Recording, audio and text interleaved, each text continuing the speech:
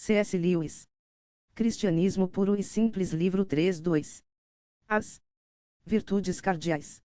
O capítulo anterior foi originalmente concebido como um breve colóquio para ser levado ao ar pelo rádio. Quando você não pode falar por mais de 10 minutos, quase tudo tem de ser sacrificado em prol da concisão. Uma das principais razões pelas quais dividi a moral em 3 partes, com a imagem dos navios em comboio, foi que me pareceu ser esse o caminho mais curto para dizer o que tinha de dizer. Agora, gostaria de dar uma ideia de outro esquema no qual o assunto foi dividido por escritores antigos, um esquema que, embora fosse longo demais para aquele colóquio, é excelente. De acordo com esse esquema mais longo, existem 7 virtudes. 4 delas são chamadas virtudes cardeais. E as restantes, virtudes teológicas. As cardeais são as que toda pessoa civilizada reconhece, já as teológicas, em geral, só os cristãos conhecem. Tratarei das teológicas mais adiante.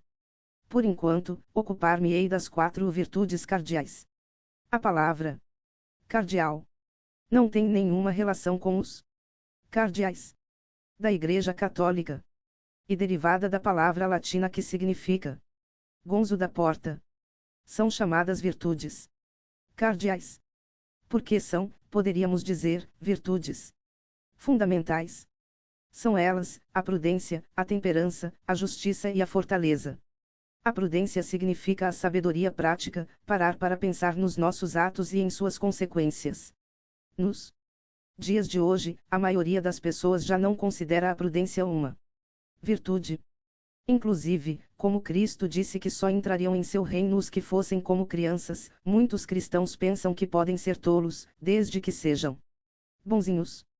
E um erro. Em primeiro lugar, muitas crianças demonstram ter bastante prudência quando fazem coisas que são do seu interesse, e conseguem pensar a respeito dessas coisas com bastante sensatez. Em segundo lugar, como esclarece São Paulo, Cristo nunca quis que fôssemos como crianças na inteligência, muito pelo contrário. Ele nos exortou a ser não apenas simples como as pombas, mas também prudentes como as serpentes. Quer de nós um coração de criança, mas uma cabeça de adulto. Quer-nos simples, centrados, afetuosos e dóceis no aprendizado, como as boas crianças são, mas também quer que cada fração da inteligência que possuímos esteja alerta e afiada para a batalha.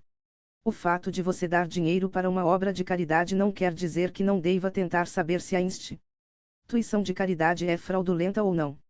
O fato de você pensar em Deus, por exemplo, quando reza, não significa que deva contentar-se com as crenças infantis que alimentava aos 5 anos de idade.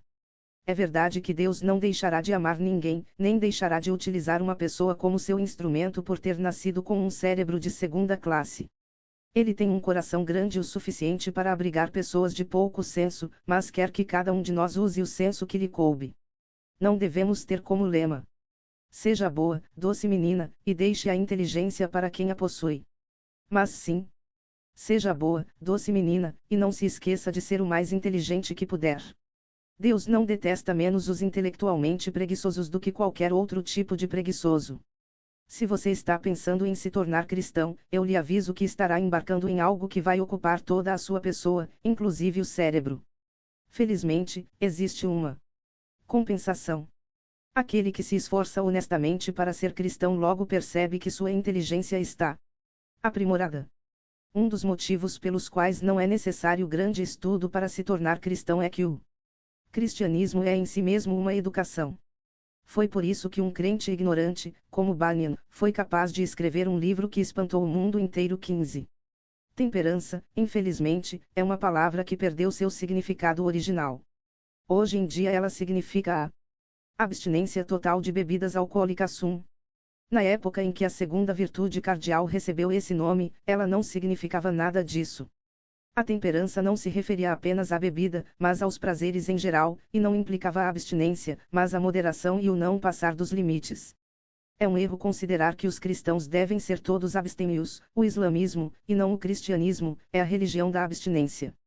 E claro que abster-se de bebidas fortes é dever de certos cristãos em particular ou de qualquer cristão em determinadas ocasiões, seja porque sabe que, se tomar o primeiro copo, não conseguirá parar, seja porque, rodeado de pessoas inclinadas ao alcoolismo, não quer encorajar ninguém com seu exemplo. A questão toda é que ele se abstém, por um bom motivo, de algo que não é condenável em si, e não se incomoda de ver os outros apreciando aquilo. Uma das marcas de um certo tipo de mau caráter é que ele não consegue se privar de algo sem querer que todo o mundo se prive também. Esse não é o caminho cristão. Indivíduo cristão pode achar por bem abster-se de uma série de coisas por razões específicas, do casamento, da carne, da cerveja ou do cinema, no momento, porém, em que começa a dizer que essas coisas são ruins em si mesmas, ou em que começa a fazer cara feia para as pessoas que usam essas coisas, ele se desviou do caminho. A restrição moderna do uso da palavra temperança à questão da bebida fez um grande mal. Ela ajuda as pessoas a esquecer que existem muitas coisas em relação às quais podemos faltar com a temperança. O homem que transforma suas partidas de golfe ou sua motocicleta no centro de sua vida, ou a mulher que dedica todos os seus pensamentos a roupas, a partidas de bridge ou ao seu cachorro, estão sendo tão intemperantes quanto o sujeito que bebe muito. E claro que, visto de fora, o problema não é tão evidente, a mania de golfe ou de bridge não deixa a pessoa caída na sarjeta. Deus, porém, não se deixa enganar pelas aparências. A justiça pressupõe muito mais do que os afazeres de um tribunal. E apenas o antigo nome do que hoje chamamos de imparcialidade, que inclui a honestidade, a reciprocidade, a veracidade, o cumprimento da palavra e todas as coisas desse tipo. A fortaleza, por fim, abarca os dois tipos de coragem, a que nos leva a enfrentar o perigo e a que nos leva a suportar a dor. Gatos 16 talvez seja o sinônimo mais aproximado no inglês moderno. Você pode notar que não se consegue colocar em prática nenhuma das outras virtudes por muito tempo sem ter de recorrer a essa.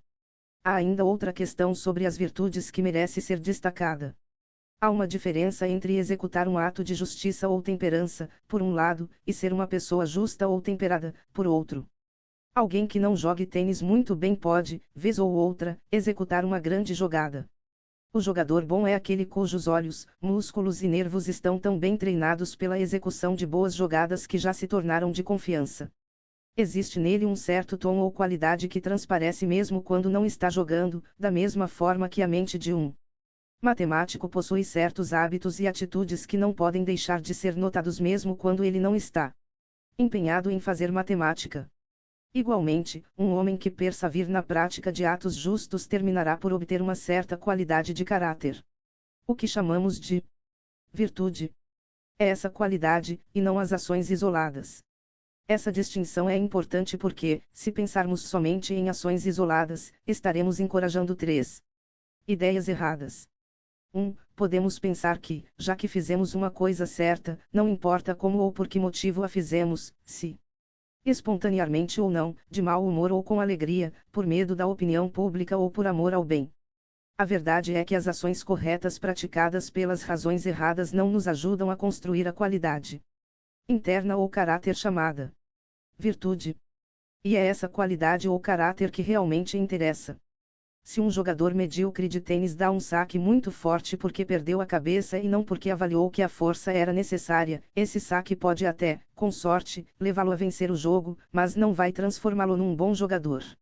2. Podemos ser levados a crer que Deus quer simplesmente a obediência a uma lista de regras, ao passo que o que ele realmente quer são pessoas dotadas de um determinado caráter.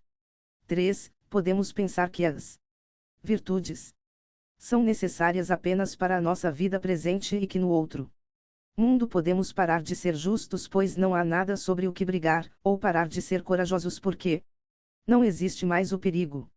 E verdade que provavelmente não haverá ocasião para praticar a justiça ou a coragem na outra vida, mas haverá uma abundância de ocasiões para sermos o tipo de pessoa que nos tornamos ao praticar esses atos aqui. A questão não é que Deus vá negar nossa entrada na vida eterna se não tivermos certas qualidades de caráter, mas que, se as pessoas não tiverem pelo menos os rudimentos dessas qualidades dentro de si, nenhuma condição exterior poderá ser um paraíso Para elas, em outras palavras, nenhuma condição exterior poderá dar-lhes a forte, profunda e inabalável alegria que Deus tensionou para nós.